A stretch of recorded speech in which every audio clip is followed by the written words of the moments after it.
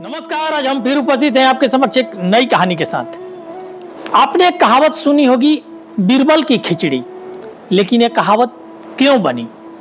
तो एक बार की बात है, अकबर ने कहा, जाड़े का समय था और उसके महल से कुछ दूर पर एक तालाब था।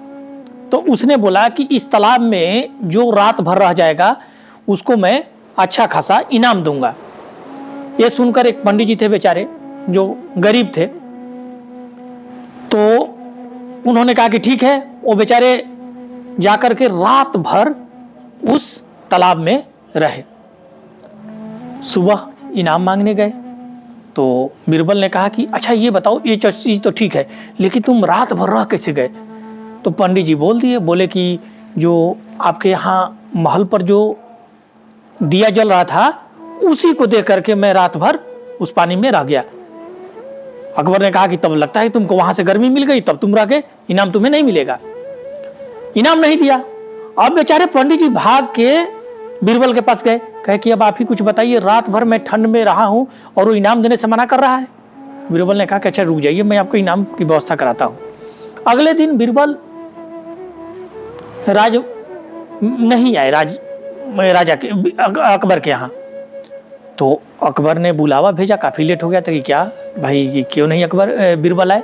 तो उन्होंने देखा कि बीरबल ने क्या किया कि एक नीचे आग जला रखी थी और ऊपर एक हंडी टांगी हुई थी और वहीं पर बैठे हुए थे। वो लोग आया, उनका राजा का जो दूत था बोला कि क्या कर रहे हैं? बोले कि नहीं, खिचड़ी बन रही है, जब ये खिचड़ी पक जाएगी तब मैं आऊंगा दरबार में। उन लोगों ने कहा कि खिचड़ी बन रही, तो जाके बोला कि वो तो खिचड़ी बना रहे हैं, खिचड़ी ऐसे बना रहे हैं कि ऊपर टांगे हुए हैं, नीचे बहुत दूर आग जला रखे, वैसे तो खिचड़ी की बनेगी ही नहीं। तब बीरबल ने को अकबर ने बुलाया कि अच्छा पहले मेरे पास तो बुलाओ। फिर गए तो बोले कि अरे यार तुम ऐसे भी खिचड़ी बना रहे हो, बताओ ऐसे कभी खिचड़ी बनेगा?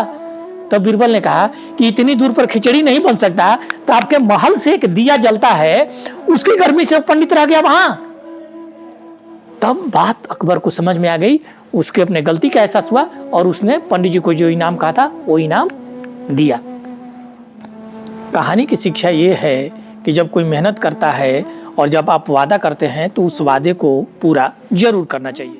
अगर आपको ये कहानी अच्छी लगी है तो इसे लाइक, कमेंट और शेयर करें। साथ ही आप लोगों से हाथ जोड़कर निवेदन है कि आप लोग चैनल को सब्सक्राइब जरूर करें। जय श्री राम।